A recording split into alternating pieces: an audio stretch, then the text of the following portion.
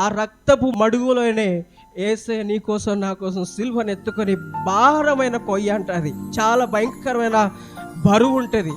అది ఆరోగ్యం కలిగిన మనిషి మోయడమే కష్టం. అది కానీ సగానికి పైగానే యేసయ్య ఆరోగ్యం, రక్తం అంతా క్షీణించిపోయి ఆయన ఎటువంటి పరిస్థితుల్లో ఉన్నా కూడా మానసికంగా ఎంతో బాధ పెడుతున్నాడు. నువ్వు యూదుల రాజువా, నువ్వు యూదుల రాజు అంట అని చెప్పేసి మానసికంగా ఆయనకు రాళ్ళు పడుతున్నాయి, గుండెల్లో గుచ్చుకుపోతున్నాయి మాటలు. అయినప్పటికీ కూడా నీ కోసం నా కోసం నిన్ను తండ్రి దగ్గరికి చేర్చడానికి, మనలందరినీ తండ్రి దగ్గరికి చేర్చడానికి ఆయన ఆ గురినే చూస్తూ బరువైన సిలువ కొయ్యను చెప్పులు లేకుండా ఉత్త కాళ్ళతో ఆయన మన కోసం సిలువను మోస్తాడు. గట్టిగా చప్పట్లు కొడదామా?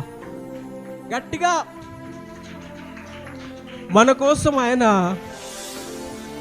కాళ్ళకు కూడా చెప్పులు వేసుకోకుండా భయంకరమైన మండు టెండలో, ఇప్పుడు మనం ఎండ ఉంది బయట, కొంచెంసేపు అక్కడ రోడ్డు మీద నడవగలుగుతామా?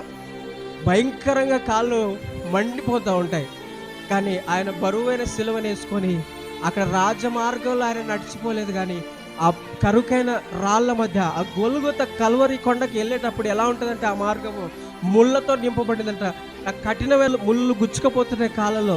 అలాంటి పరిస్థితుల్లో యేసయ్య మన కోసం తన ప్రేమనంతా చివరి శ్వాస వరకు ఆయన అలాంటి పరిస్థితులు అయినప్పుడు కూడా సిలువను తన బాధ్యతగా మోసుకొని తీసుకెళ్ళి లాస్ట్ వరకు ఆయన మన కొరకు సిలువనెక్కి అక్కడ కూడా అంటున్నాడు, అయ్యా వీరేం చేస్తున్నారో తెలియదు కాబట్టి వీరిని క్షమించమని అంటున్నాడు. కానీ ఉగ్రత వీళ్ళ మీద పంపించాను అట్లా. ఆయన ఎండిన భూమిలో లేత మొక్కలాగా పెరిగాడు. లేత మొక్కలాగా పెరిగి ఆయన మన కొరకు వధించబడిన గొర్రె పిల్లగా, దీనుడే రిక్తుడిగా ఆయన మనకు తన ప్రాణానంతా, తన ప్రేమనంతా చూపించి తండ్రి దగ్గరికి తీసుకెళ్ళడానికి మార్గాన్ని తెరిచాడు పిల్లరా. కాబట్టి దేవుని ప్రేమను నిర్లక్ష్యం చేయొద్దండి.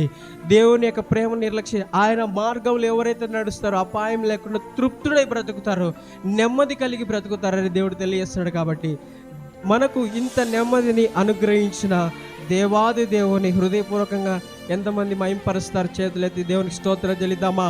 హల్లెలూయా, దేవునికి స్తోత్రం.